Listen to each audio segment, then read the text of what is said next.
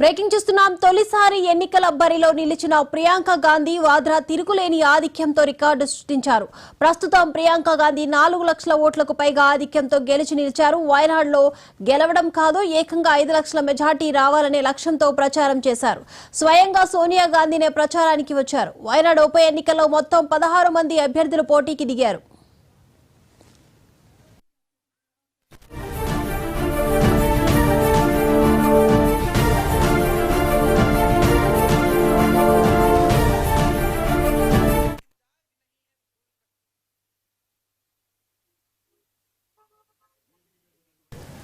తొలిసారి వయనాడ్ ఎన్నికల బరిలో కూడా ప్రియాంక గాంధీ ఆధిక్యంలో నిలిచి గెలిచారు. ఇప్పుడు ఈ అంశానికి సంబంధించి మరిన్ని అప్డేట్స్ అందించడానికి మా ప్రతినిధి శ్రీనివాస్ సిద్ధంగా ఉన్నారు. శ్రీనివాస్,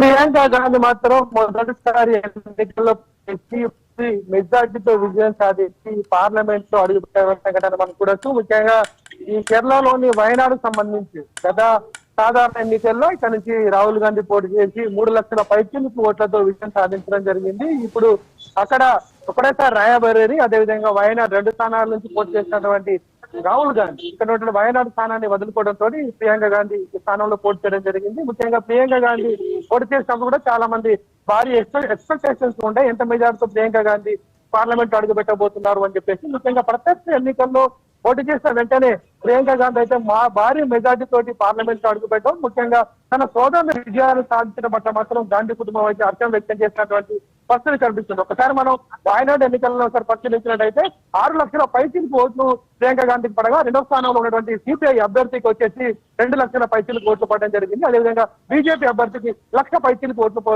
పోల్కోవడం జరిగింది. దీంతో రెండో స్థానంలో ఉన్నటువంటి అభ్యర్థితో పోల్చుకున్నట్టయితే 4,08,000 పైచిలకు ఓట్లతో ప్రియాంక గాంధీ వయనాడు నుంచి విజయం సాధించినటువంటి పరిస్థితి కనిపిస్తుంది. ముఖ్యంగా ఇక్కడ ప్రియాంక గాంధీ ప్రచారంలో కూడా తనదంత ఒక ప్రత్యేక స్థానాన్ని కైవసం చేసుకోవడం జరిగింది.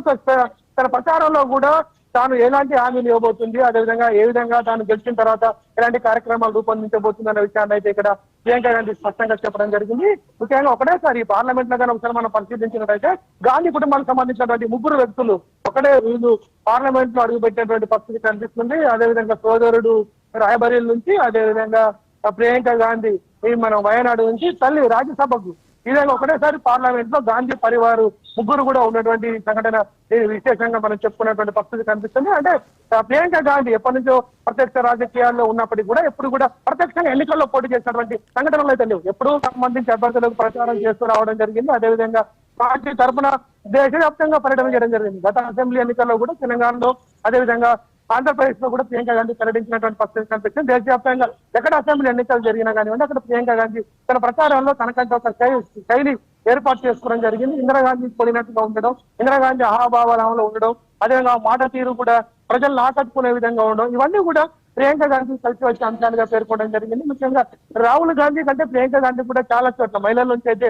ఆదరణ ఉన్నటువంటి విషయాన్ని అయితే తరచూ పార్టీలో ఉన్నటువంటి సీనియర్ నేతలు చెప్తున్నటువంటి పరిస్థితి కనిపించింది. ఈ నేపథ్యంలో ప్రియాంక గాంధీ ప్రత్యక్ష ఎన్నికల్లో పోటీ ఎప్పుడు చేస్తుందని చెప్పేసి ఆసక్తిగా ఎదురు చూసినటువంటి కాంగ్రెస్ అభిమానులకు మాత్రం వయనాడు ఎన్నిక వాళ్లకు తీపి కబురుగానే చెప్పుకోవచ్చు. వయనాడు ఎన్నికల్లో ప్రియాంక గాంధీ పోటీ చేసినప్పుడు కూడా రాహుల్ గాంధీ సదాగా వెళ్ళి అక్కడ ఆమె నామినేషన్ పత్రం నింపి వేసినటువంటి పరిస్థితి కనిపించింది. ముఖ్యంగా ప్రియాంక గాంధీ ఎన్నికలప్పుడే చెప్పింది, రాహుల్ గాంధీ కంటే ఎక్కువగా మెజార్టీ నాకు ఇచ్చినట్టయితే ఈ నియోజకవర్గం పైన ఎక్కువ ప్రత్యేక శ్రద్ధ నేను పెడతాను. ముఖ్యంగా రాహుల్ గాంధీ ఇక్కడ నుంచే పోటీ చేసింది అనుకోండి మీరు అని చెప్పేసి కూడా గాంధీ కుటుంబానికి ఈ యొక్క ఈ కాన్స్టిట్యున్సీ ఆపద కాలంలో గత సాధారణ ఎన్నికల్లో రాహుల్ గాంధీ అక్కడ తన పోటీ చేసే 2 స్థానాల్లో ఓడిపోయి వయనాడు నుంచి విజయం సాధించడం జరిగింది.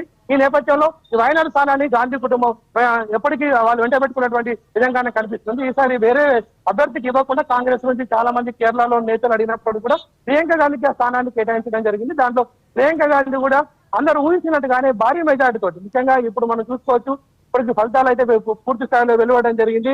ప్రియాంక గాంధీ మాత్రం 4,08,000 పైచిలకు ఓట్లతోటి పార్లమెంట్ ఒక రికార్డుగా, అంటే సోదరులు రికార్డు బద్దలు చేస్తూ పార్లమెంట్ అడుగుపెట్టే సంఘటనతో మాత్రం కేరళలో మరింత కాంగ్రెస్ పార్టీ బలోపేతం అవడానికి ఆస్కారం ఉంటుంది. ముఖ్యంగా కాంగ్రెస్ శ్రేణులు మాత్రం పెద్ద ఎత్తున అయితే హర్షం వ్యక్తం చేస్తున్నటువంటి పరిస్థితి కనిపిస్తుంది.